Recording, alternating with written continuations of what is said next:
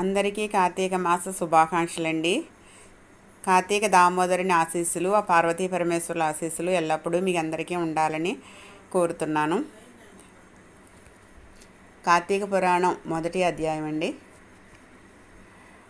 ఓం నమో హరిహరాభ్యాం. కార్తీక పురాణము 1వ అధ్యాయము. కార్తీక మహత్యమును గురించి జనకుడు ప్రశ్నించుట. శ్రీమద్ అఖిలాండకోటి బ్రహ్మాండమందలి ఆర్యావర్తమందు నైమిసారణ్యములో సౌనకాది మహామునులతో ఒక ఆశ్రమము నిర్మించుకొని సకల పురాణములు పుణ్యచరిత్రలు వారికి వినిపించుచు సూత మహాముని కాలం గడుపుచుండెను.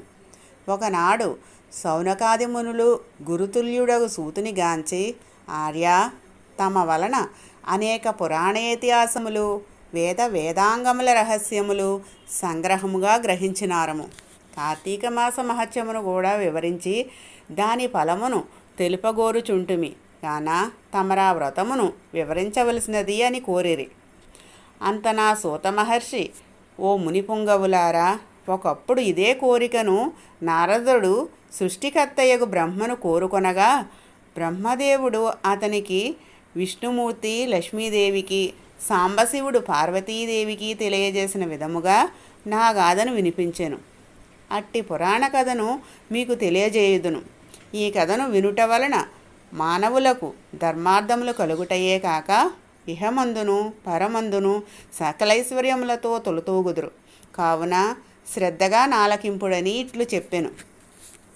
పూర్వముఖానొక దినంబున పార్వతీ పరమేశ్వరులు గగనంబున విహరించుచుండగా పార్వతీదేవి, ప్రాణేశ్వర, సకలైశ్వర్యములు కలుగజేయినట్టుది, సకల మానవులు వర్ణభేదములు లేక ఆచరించదగినది, శాస్త్ర సమ్మతమైనది, సూర్యచంద్రుడు ఉన్నంతవరకు నాచరింపబడేది యగు వ్రతమును వివరింపుడని కోరెను.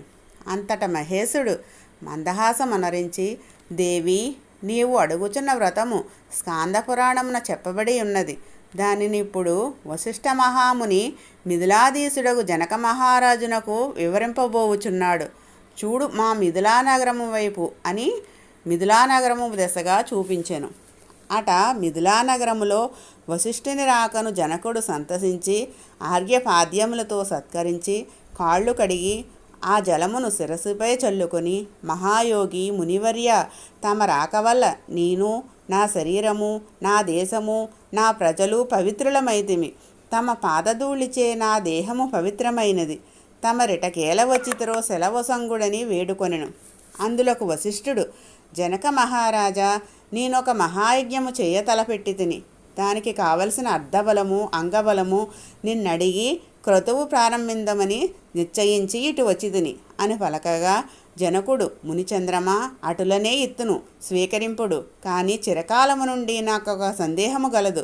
తమ బోటి దైవజ్ఞులను అడిగి సంశయము తీర్చుకోదలచితిని. నా అదృష్టము కొలది ఈ అవకాశము దొరికినది. గురురత్న, సంవత్సరములో గల మాసములలో కార్తీక మాసమే ఏలనంత పవిత్రమైనది. ఆ కార్తీక మాసము గొప్పతనమేమి అను సంశయము నాకు చాలా కాలము నుండి ఉన్నది. కావున తాము కార్తీక మహత్యమును గురించి వివరించవలసినది అని ప్రార్థించెను. వశిష్ఠ మహాముని చిరునవ్వు నవ్వి, రాజా, తప్పక నీ సంశయము తీర్చగలను.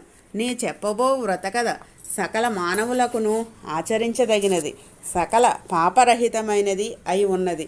ఈ కార్తీక మాసము హరిహర స్వరూపము.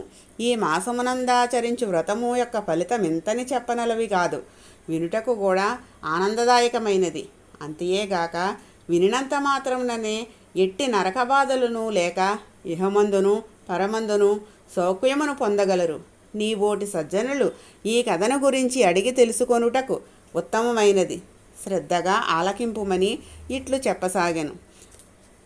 ఓ మిథిలాధీశ్వర, జనక మహారాజా, ఏ మనవుడైనను ఏ వయసువాడైనను ఉచ్చ నీచ అనే భేదము లేక కార్తీక మాసములో సూర్యభగవానుడు తులారాశి యందుండగా వేకువజామునే లేచి కాలకృత్యములు తీర్చుకుని స్నానమాచరించి దాన ధర్మములను దేవతా పూజలను చేసినచో దాని వలన అగణిత పుణ్యఫలము లభించును. కార్తీక మాసము ప్రారంభం నుండి ఇట్లు చేయుచు విష్ణు సహస్రనామార్చన శివలింగార్చన ఆచరించుచుండవలను.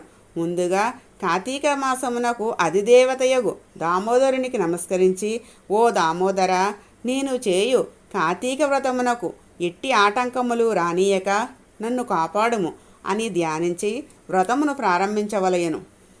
ఓ రాజా, ఈ వ్రతమాచరించు దినములలో సూర్యోదయమునకు పూర్వమే లేచి కాలకృత్యములు తీర్చుకొని నదికి పోయి స్నానమాచరించి గంగకు, శ్రీమన్నారాయణకు, పరమేశ్వరునకు, భైరవునకు నమస్కరించి సంకల్పము చెప్పుకొని మరలా నీట మునిగి సూర్యభగవానునకు ఆర్ఘ్యప్రదానమొసంగి పితృదేవతలకు క్రమప్రకారముగా తర్పణములోనొచ్చి గట్టుపై 3 దోసుళ్ళు నీళ్లు పోయవలను.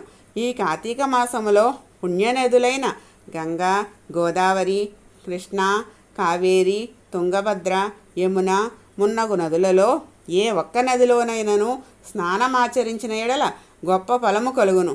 తడిబట్టలు వీడి మడిబట్టలు కొట్టుకుని శ్రీ మహావిష్ణువునకు ప్రీతికరమైన పుష్పములను తానే స్వయముగా కోసి తెచ్చి నిత్య ధూపదీప నైవేద్యములతో భగవంతుని పూజ చేసుకుని గంధము తీసి భగవంతునికి సమర్పించి తాను బొట్టు పెట్టుకుని పిమ్మట అతిథి అభ్యాగతులను పూజించి వారికి ప్రసాదమిడి తన ఇంటి వద్ద కానీ దేవాలయంలో కానీ లేక రావి చెట్టు మొదట కానీ కూర్చుండి కార్తీక పురాణము చదువవలయను.